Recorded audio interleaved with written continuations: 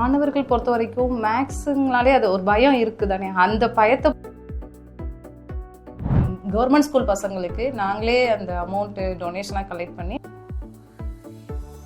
ஒரு என் பிள்ளைக்கு ஒன்றுமே தெரியலை அப்படின்னு கொண்டாந்து விட்ட பேரண்ட்ஸுக்கு அபேகஸ் கற்றுக்கிட்ட பசங்கள்கிட்ட நம்ம அதை பார்க்க முடியுது. ஆன்சர் அக்யூரசி அவங்களுக்கு கரெக்டாக.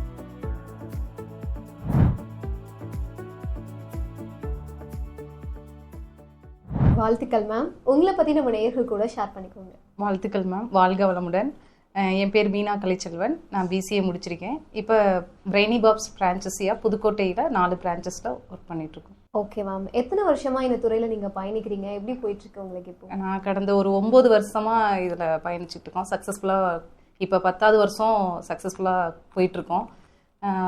இதில் எப்படின்னா, நான் கடந்து வந்த பாதை அப்படின்னு சொல்லும்போது பார்த்தா, நான் ஆஃப்டர் மேரேஜ்க்கு அப்புறம் தான் இந்த வாய்ப்பு எனக்கு கிடைச்சது. சார் ஆல்ரெடி ஸ்கூலில் ஒரு ப்ரைவேட் ஸ்கூலில் ஒர்க் பண்ணிட்டு இருந்தாங்க. ஸோ எனக்கு குடும்ப சூழ்நிலை ஒரு காரணத்தினால ஒரு பார்ட் டைம் ஜாப் கிடைச்சா நல்லாயிருக்கும் அப்படிங்கிற மாதிரி ஒரு அந்த மாதிரி தோணுனதில் தான் எனக்கு இந்த அபேகஸ் மூலமாக சாரும் அந்த டீச்சிங் லைனில் இருந்ததுனால, சரி நமக்கும் இது டியூஷன் அந்த மாதிரி மூவ் ஆகும்போது நமக்கும் ஒரு பார்ட் டைமாக ஒரு சாட்டர்டே சண்டேல ஒர்க் இருக்கும், நம்ம ஃபேமிலியே ரன் பண்ணிக்கிட்டு அப்படியே இதையும் நம்ம பார்த்தோம்னா நமக்கு ஃபேமிலிக்கு ஒரு சப்போர்ட்டாக இருக்கும் அப்படின்னு சொல்லி தான் பிரெய்னி பாப்ஸுங்கிறத ஒரு பிரான்ச்சஸியாக எடுத்து பண்ணுறதுக்கு ரெடி பண்ணி இப்போ சக்ஸஸ்ஃபுல்லாக கொண்டு போயிட்டுருக்கோம். எனக்கு கீழே இப்போ என்னோட டீம், கீழேன்னு சொல்கிறக்கூடாது, என்னோட டீம்னே சொல்லலாம். நான் ஃபஸ்ட்டு ஒரு உமனாக அதுக்குள்ளே போயிட்டு ட்ரைனிங் முடித்து கிளாஸஸ் எடுத்துகிட்டு இருந்தேன். இப்போ என்னோட டீமோடு சேர்த்து இப்போ நாங்கள் ஒரு 7 பேர் இதுக்குள்ள லேடிஸாக ஒர்க் பண்ணிட்டு இருக்கோம். Okay ma'am. இன்னைக்கு வந்து நம்ம அபாகஸ் பற்றி பேச போகிறோம் அப்படின்றதுனால ஃபர்ஸ்ட் இந்த அபாகஸோட ஹிஸ்ட்ரிங்கிறது எங்கேருந்து ஸ்டார்ட் ஆகுது மேம்? அதை பற்றி கொஞ்சம் ஷேர் பண்ணி. அபாகஸ் அப்படிங்கிறது ஃபஸ்ட்டு வெளிநாடுகள், ஜப்பானீஸ், சைனா இந்த மாதிரி நாடுகளில் தான் ஃபஸ்ட்டு அது இருந்தது. நம்மளோட இந்தியாவில் அப்படின்னு பார்க்கும்போது ஒரு 20 இயர்ஸ் அந்த மாதிரி டயத்தில் தான் இது மூவ் ஆனது. நம்ம படிக்கும்போது அப்படின்னா ஆணிமணி சட்டம் அப்படின்னு ஒன்று நம்ம பார்த்துருப்போம். அதில் நம்ம கணக்குகள்லாம் கொஞ்சம் ஈஸியாக எளிமையாக பண்ணுறதுக்கான ஒரு மெத்தட்ஸாக அதை நம்ம யூஸ் பண்ணிகிட்டு இருந்தோம், ஆணிமணி சட்டம்னு சொல்லிட்டு. இதை தான் நம்ம அபேகஸாக இங்கே ஒரு டூலாக நம்ம பசங்களுக்கு கணக்கை எளிமையாக சொல்லி கொடுக்கறதுக்காக அபேகஸ் நம்ம கொண்டு வந்திருக்கோம். Okay ma'am. இப்போ நீங்கள் சொன்னீங்க அபாகஸ் அப்படின்றது கணிதத்தை எளிமையாக கொண்டு போய் சேர்க்கறதுக்கான ஒரு மெத்தட் அப்படின்னு. ஃபர்ஸ்ட் இந்த அபாகஸ் அப்படின்றத நீங்கள் எப்படி சொல்லி கொடுப்பீங்க? என்ன மாதிரியான மெத்தட்ஸ் ஃபாலோ பண்ணுவீங்க?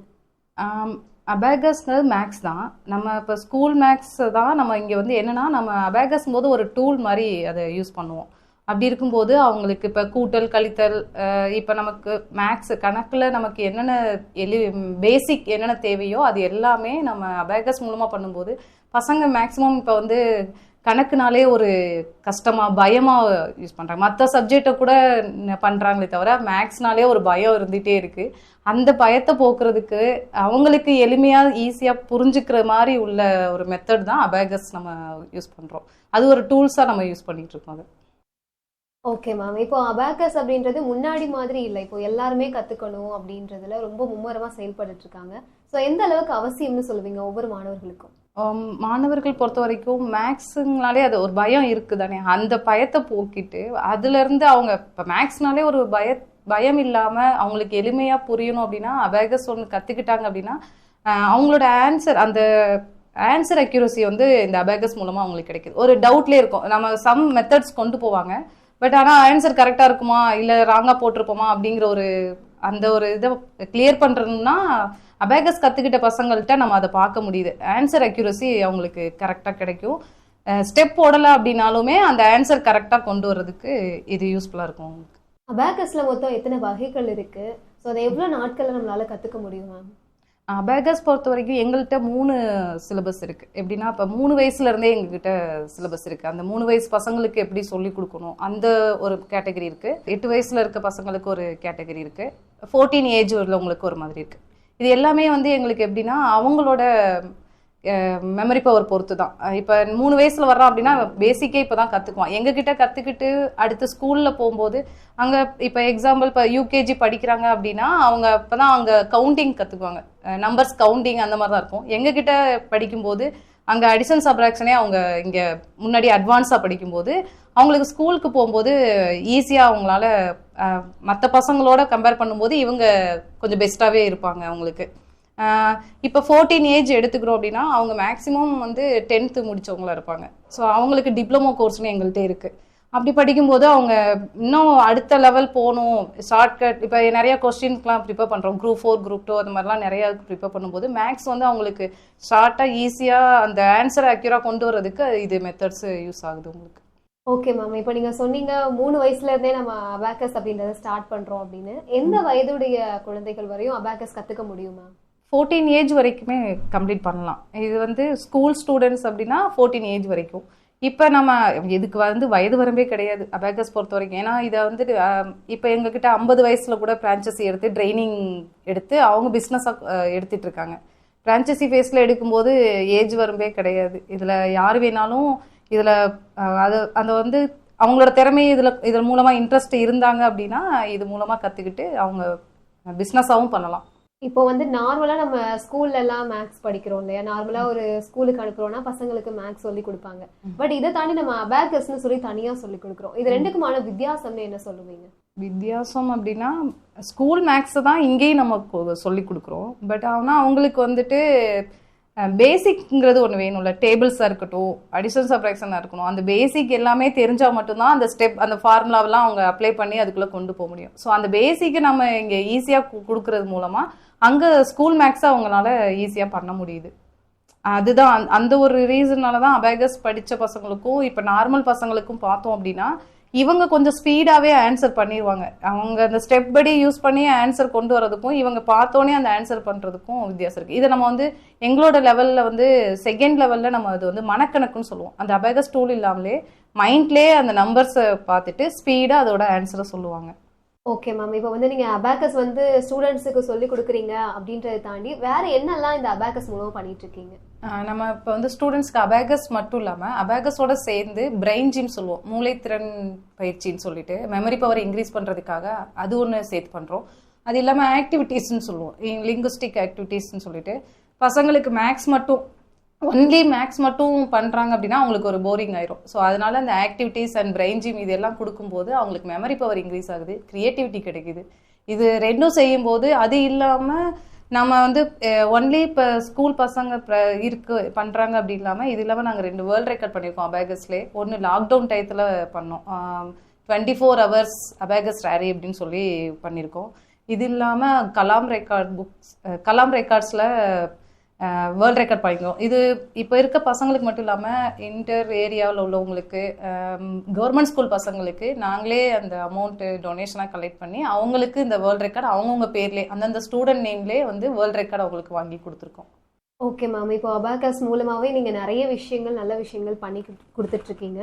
இப்போ நேயர்கள் உங்களை காண்டாக்ட் பண்ணணும் அப்படின்னு நினைச்சாங்கன்னா எப்படி காண்டாக்ட் பண்ணுறீங்க? நேயர்கள் காண்டாக்ட் பண்ணணும் அப்படின்னா ஃபஸ்ட்டு எங்களோட ஹெட் ஆஃபீஸோட brainibox.in அப்படிங்கிற வெப்சைட் இருக்குது, அதில் போய்ட்டும் தொடர்பு கொள்ளலாம்.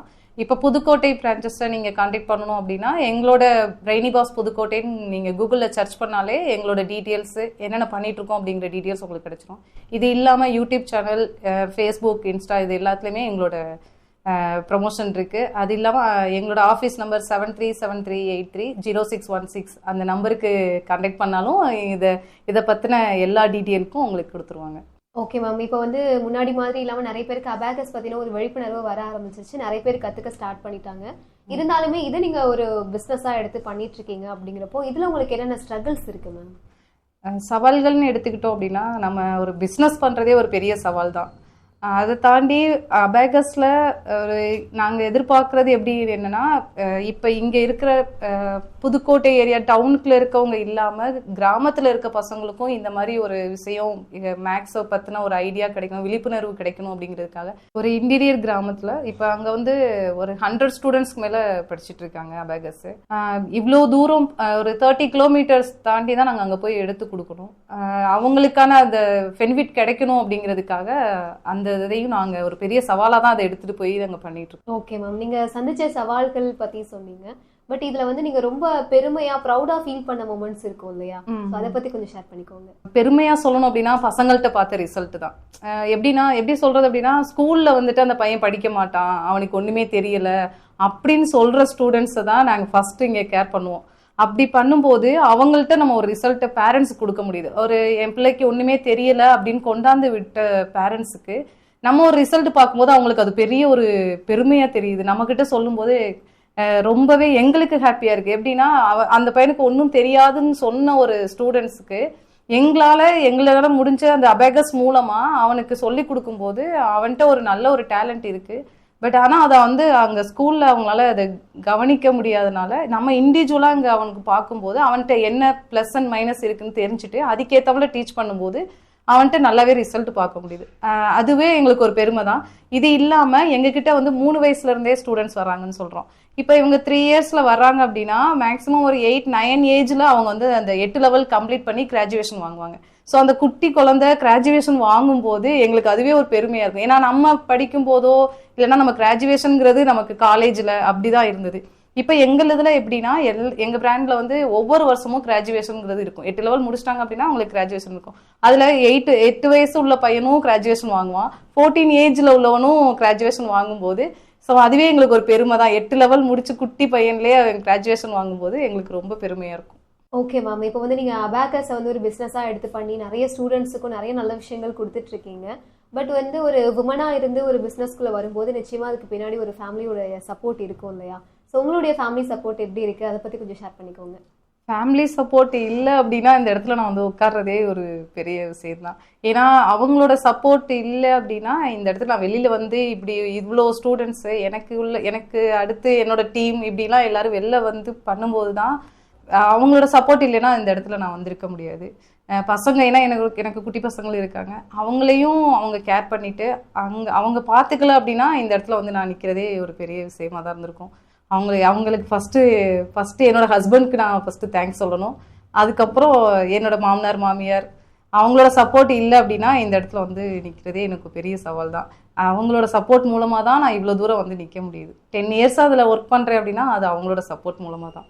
நிச்சயமா மேம். ஸோ இப்போ நிறைய நல்ல விஷயங்கள் பண்ணிட்டு இருக்கீங்க. இன்னைக்கு நம்ம மதுரை எஃப்எம் மகளிர் மற்றும் நிகழ்ச்சி வழியாக கலந்துட்டு நிறைய நல்ல விஷயங்கள் ஷேர் பண்ணியிருக்கீங்க. இப்போ நீங்கள் ஒரு விமன் அப்படிங்கிற அடிப்படையில் மற்ற பெண்களுடைய வளர்ச்சிக்கு என்ன சொல்ல நினைக்கிறீங்க?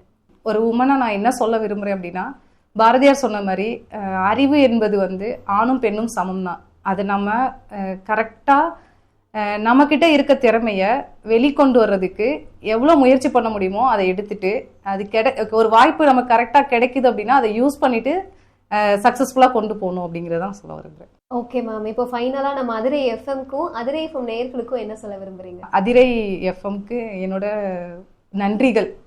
ஏன்னா எனக்கு இந்த மாதிரி ஒரு வாய்ப்பளித்ததுக்கு ஃபஸ்ட்டு நன்றிகள். நம்ம ஒரு ஒர்க் பண்ணிட்டு இருக்கோம், நம்மளோட திறமைகள் வெளிக்கொண்டு வர்றது இந்த மாதிரி ஒரு எஃப்எம் மூலமாக எனக்கு இந்த மாதிரி ஒரு வாய்ப்பு கிடைச்சிருக்கு அப்படின்னா அதை நான் ஒரு பெருமையாக நினைக்கிறேன். இது இல்லாமல் இந்த மாதிரி இதை கேட்டுட்டு இருக்க நேயர்களும் சரி, இது மாதிரி உங்களுக்கு ஒரு வாய்ப்பு கிடைச்சது அப்படின்னா கண்டிப்பாக இதை யூஸ் பண்ணிக்கோங்க. அதிரை எஃப்எம் கேட்டுட்டு இருக்க நேயர்கள், நீங்களும் நிறையா இந்த மாதிரி சாதனைகள் பண்ணியிருப்பீங்க. உங்களோட சாதனைகளையும் நீங்கள் வெளிப்படுத்தணும் அப்படின்னா நீங்கள் அதிரை எஃப்எம் நீங்கள் கான்டாக்ட் பண்ணலாம், இன்டர்வியூ அட்டன் பண்ணுங்கள், உங்களோட சக்ஸஸ் ஸ்டோரியும் நீங்கள் சொல்லுங்கள். வாழ்த்துக்கள் அதிரை எஃப்எம்.